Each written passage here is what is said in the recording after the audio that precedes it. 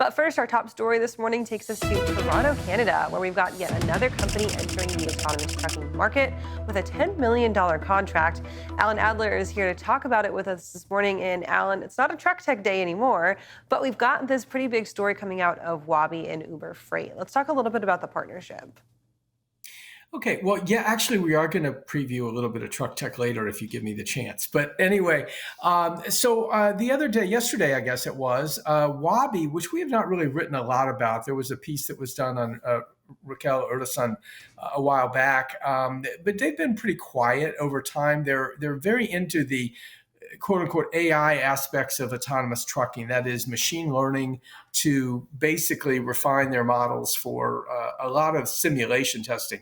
They haven't had a lot of trucks on the road at this point. They've got a handful now, and they will have.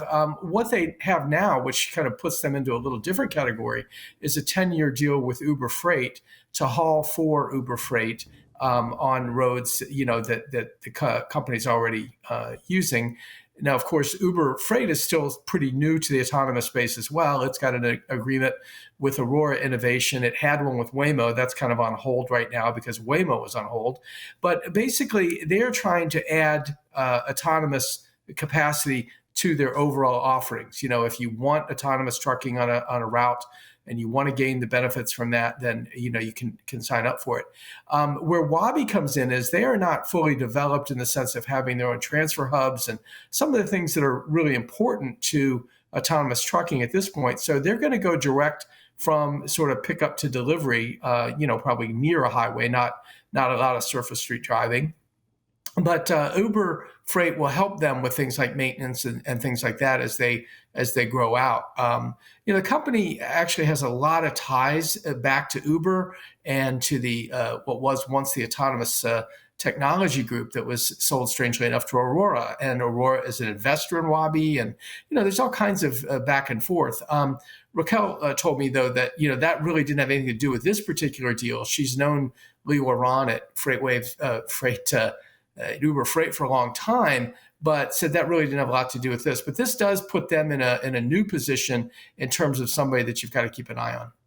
So I think this is super interesting because the Waabi model, as you mentioned, uses more of that machine learning component. They call it generative AI to really kind of map and understand the practices that they're going through. Where does this kind of rank in what other folks in the autonomous space are doing? Is it similar to any other model that we're seeing right now, or is it different, and does it kind of give them a little bit of an edge? Well, I think Aurora would tell you, Kaylee, that they've been doing simulation, almost all simulation, until they finally got on the road a couple of years ago. Now of course they're doing real revenue generating loads in Texas. But I think they've always Chris Urmson, who's also known very well. I mean. Raquel and Chris have a background and that sort of thing. I mean, he's a big fan of simulation. So whether this generative AI, and I think that's a term that we're always at risk of overusing, is really different from what others have, will be found over time. What Raquel says is that they can figure out things that that the machine or the robot has never seen, and I think that's something that might be a little different, but. All of the companies would tell you that they have a learning capability, that the trucks essentially learn if they see something, they remember it. And so I think in some senses you might get a little pushback from the other companies that, well, what they're doing goes by a different name, but really it comes back to machine learning. And let me give you a second example, and that is Stack AV, which really just came out of stealth here earlier this month. This is a company run by Brian Zaleski, and you can read a Q&A with Brian today in the Truck Tech newsletter about at 11. But Brian ran Argo AI, which was a pretty big operation. It was a $12.4 billion business with his partners, and when Ford and Volkswagen were backers, and they owned about 80% of the business.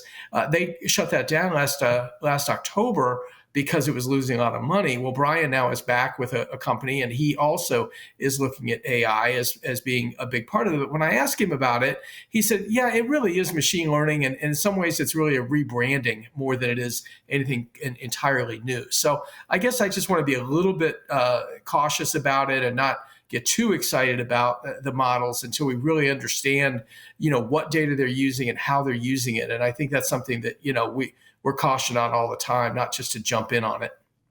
So, Alan, we see in the article they're planning for billions of miles of deployment eventually through about the next decade or so through this partnership. When we're looking at this, is this mainly going to be only in Canada because that's where Waabi's based out of? Or are we looking at some cross border, some interactions here in the United States as well as up in Canada?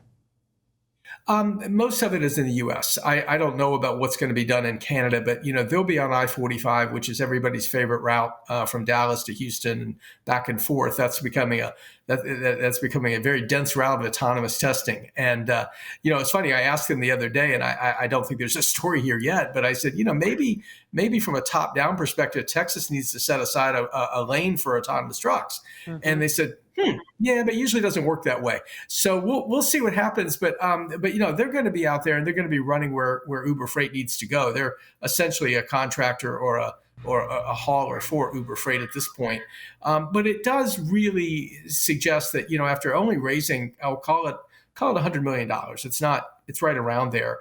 That since Waabi started in 2021, they've got a pretty good start now, and getting in with Uber Freight is probably a really good thing because Uber Freight's getting pretty close to $20 billion of contract of freight under contract, and they need the capacity. So this is something that, as others like Too Simple have suspended or dropped out of running revenue loads. There's a need for this, and so this is one more thing that will help fill that demand. I feel like I always ask you to finish our interviews with some speculation, so I'm going to ask you to do it again. When we look at now this partnership between the digital brokerage and the autonomous provider, is that a step that I think a lot of other autonomy companies might take, is seeing, this is viability. This is something that can help keep our runway a little bit longer if we're not necessarily looking at holding our own futures in our hands as far as money goes, right? Is that a partnership that folks maybe start to explore now if this goes well for Uber Freight and Waabi? I think it's a possibility. I think what's more likely is that these companies, call it Kodiak and Aurora and so forth, they're looking to have their own relationships with fleets, rather than going through a broker. Obviously, Kodiak, for example, is working with Pilot on their transfer hubs and things like that.